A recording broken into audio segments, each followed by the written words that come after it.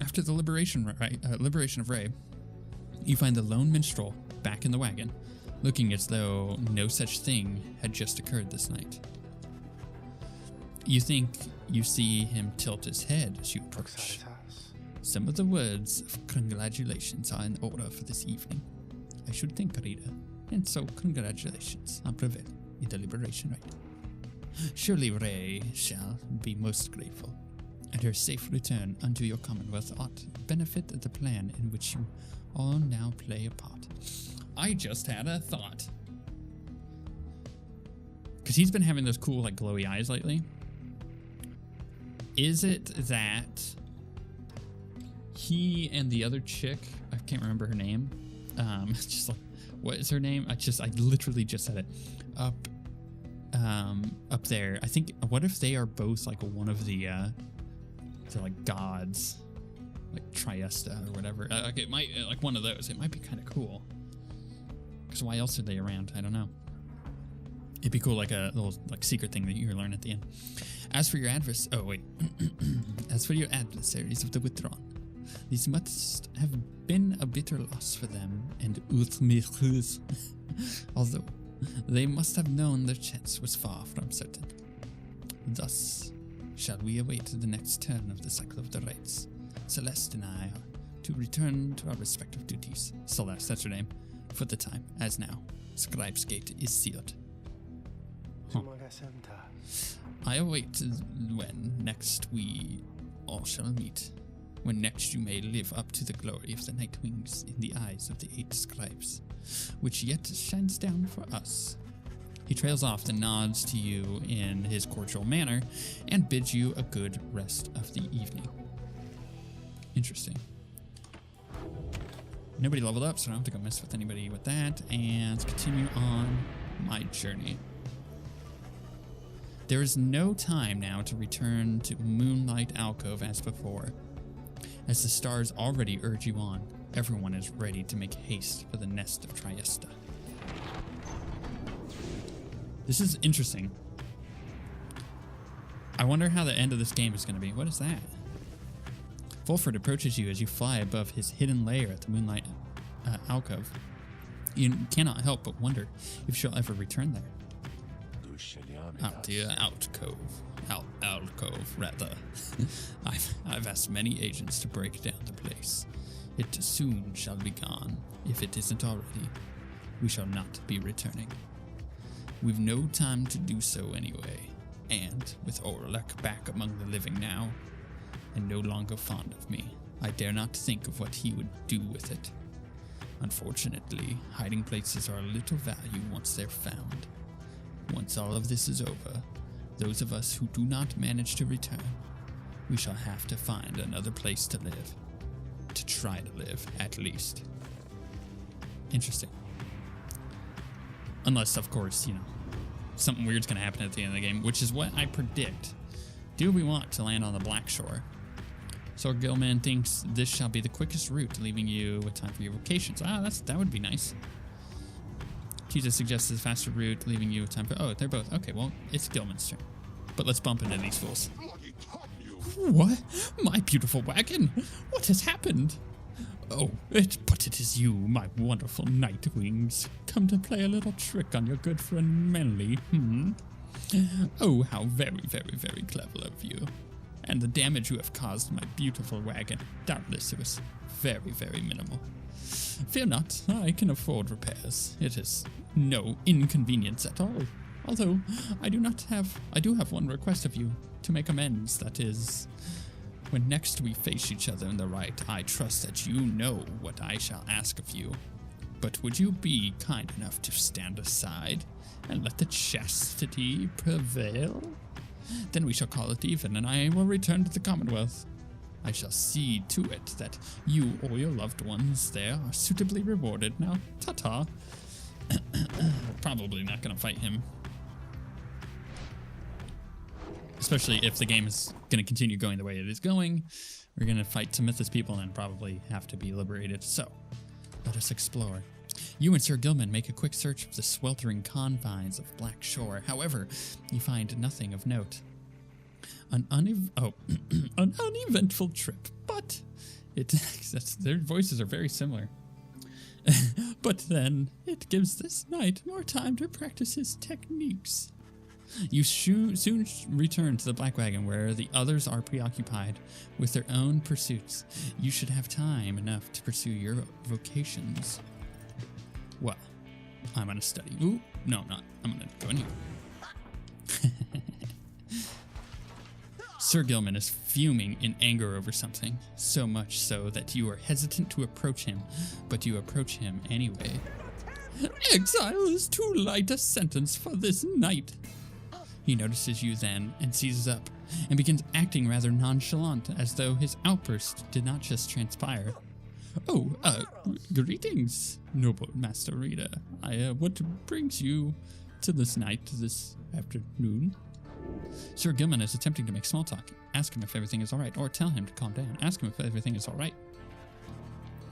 You maintain a gentle tone with him and ask whether there is something he might wish to discuss. Sir Gilman perhaps could benefit from talking through his woes. He stands there for a time, silent and dejected, but then, Master Rita, this knight cannot accept the horrors of his past escape. It seems that you would hear them then.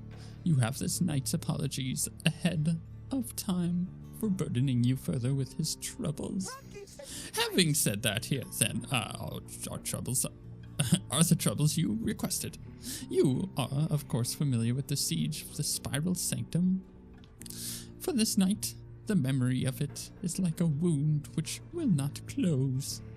This knight stood there on the front lines whilst the high wing remnants descended upon us, so furious with their assault that our chain of command was ruptured instantly.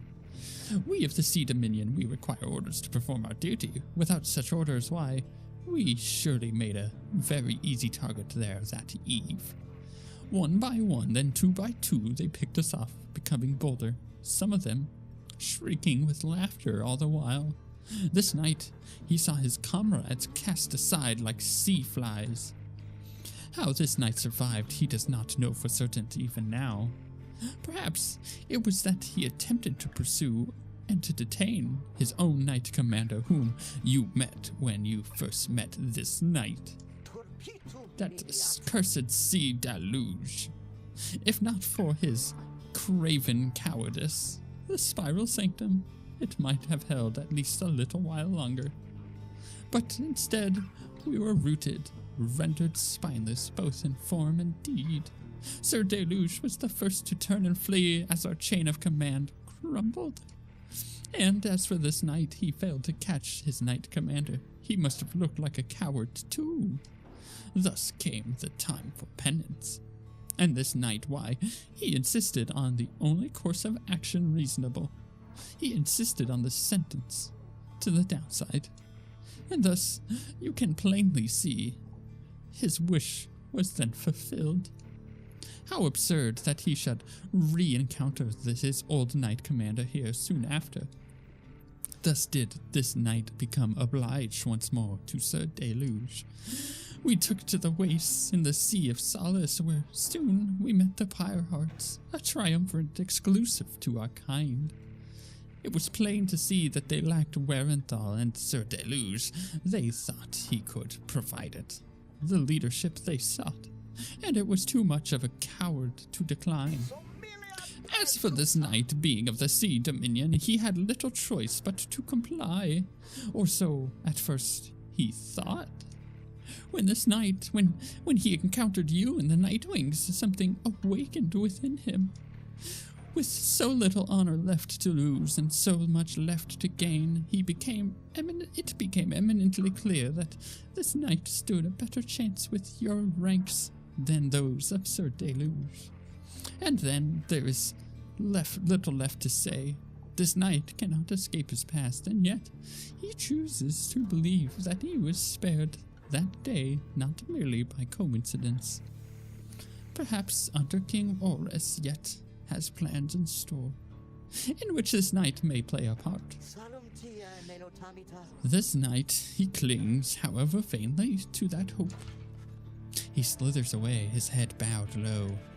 It seems best to leave him be for now. You sense he feels relieved at having shared all this. Interesting. Should we look at his bio? No, we know his bio. We don't need to go look at his bio. Let's do the study. Get me another bonus. Despite your growing knowledge of the Book of Rites, you yet struggle to grasp certain aspects of its teachings, though, or through greater understanding comes the reader's influence. Probably presence, because I have 1 rank in there already, so let's get the 2nd rank, and I have no ranks in the hope, so, yep. The texture of the pages of the book, the foreign bindings, despite the volume's age, it shows so little sign of wear. At times, the power emanating from it almost overwhelms you. Inspiration comes to you in a flash, whether from the book or from within, you cannot tell. You gain the reader's influence, tenacity. Gotta make them swole, gotta make them big. Do I just, is there nothing else I can do? No, definitely not. Okay, here we go. We have some rites to conduct. Or I break down. Stop the wagon, now. The black wagon has shuddered to a stop en route to the nest of Triesta. There is some commotion as Volfred motions for everyone to be still. There, ahead, it seems we have a visitor. He points into the distance. However, when you scan the horizon, everything is still. You see no sign of whomever Volfred referred to. Still, he indicates caution. I am certain I saw someone, directly in the road. A tense moment passes, then another. Then Volfred tenses up. There he is, look there. You look toward where he signals, and then, at last, you see the cause of his concern. There is no mistaking who it is. Who can it be? Ah. Oralech stands there, near motionless atop some forgotten rock jutting from the untamed flora, a fair distance away. He stands directly on the path of your black wagon. Yet he shows no sign of acknowledging the wagon's presence. He appears only to be waiting for something, likely for you all. Volfred gets your attention quietly. Well, my boy, I'm open to suggestions here. Oralech likely hasn't come to pay a social visit. Oralech stands in your path. What shall you do? Press forward, turn back, hail him. We're gonna hail him. There has to be a way to reason with Oralech, and the bridge differences between him and his former triumvirate. Perhaps he has come to negotiate. I am uncertain Oralech is willing to be reasonable at this point, after everything he has been through, though I'm hopeful you are right. You give the signal for the drive imps to start the wagon and head toward him, but just as you reach the point where Oralech once stood, he's vanished. Surveying our strength, perhaps. His motives are plain, but his intentions unclear. Indeed, Oralech is nowhere to be found now. The unnerving encounter causes everyone to fall silent for the remainder of the trip. Spooky. Maybe it wasn't him after all. Your wagon finally arrives at the nest of Triesta, where still there is no sign of Oralech, or your next adversaries for that matter. Your companions organize a quick search about the premises, leaving you to watch the wagon until the rite's commencement. Let's go talk to them. Something is wrong. Someone is here alone with you. It's all dark. Can I not open that? It's just like shining. Anyways. Oralech seems to be examining various objects in the wagon. Whether he has noticed you, you cannot tell. What he is doing here, and how he got in unnoticed, you cannot imagine. You watch him go about whatever he is doing, examining all sorts of things that you and your fellow exiles gathered on your journey. He shakes his head. All of these trinkets. This wagon, it is most different now. Welcoming, and yet I am unwelcome here, it seems. In my own wagon. He directs his gaze at you, acknowledging your presence for the first time. You, a mere shadow. tell me something. Who are you to them? Oralech wishes to know your connection to the Nightwings. Say you are their reader. Say you are their friend. Say you are no one. Say you are nothing. If I tell him that I'm their friend, he's gonna be like, oh, nobody has any friends, because he's just gonna remember all the bad stuff that happens to him. So if I say I'm the readers, it's the truth, and say you are no one, I don't know. I'm gonna tell him I'm their reader. You tell them that your role among the Nightwings is as their reader. You have traveled alongside them for some time and bear the book together with the others. You are a fool then, reader. You let them use you willingly. Relay to them a message from me, Shadow. Tell them I shall have my night. Well, he strides right past you towards your door, but then he turns to you again once more. I shall have my night. Then Oralech is gone. I kind of wish that he would do that and turn to walk out and like bump his head on the door. That'd be funny. But at the same time, he knows the wagon. Very spooky. Several of your companions return as you exit the wagon. You explain what happened. However, none of them saw Oralech. I believe you, my boy. Oralech, he is unwell. It is good you did not come to harm. Now, let's make sure the same can be said of the wagon. You and the others conduct an exhaustive search in and around the black wagon for any signs of objects missing or tampered with, as well as signs of damage or foul play. The search yields nothing. No one finds any sign of anything was moved or tampered with. Even the drive imps seem calm. The incident leaves you questioning your own recollection of what happened. You try to clear your mind, for the rite is soon now to commence. Hey, guys, whatever happened to Ray you brought in here sometimes? The loopy one, frizzy hair, always handling all the merchandise. I liked her. Creepy, bro. What's this? 200 gold. While the bearer's triumvirate is banished, adversaries are slow and cannot use abilities. That's pretty cool. We did got these rings and... Which one is this? Okay, this is racing. We're going to hold on to racing. I kind of want to get rid of the cursed stuff, but I really can't. I don't really have much else. Okay, so I can do a +10 and a +4. +10, holy butts, that's a lot. +5, a +4. Let's get a +5 going. Yep. And I think we'll be done for there. Yeah. Thanks for stopping by, guys. Revealed downside climate.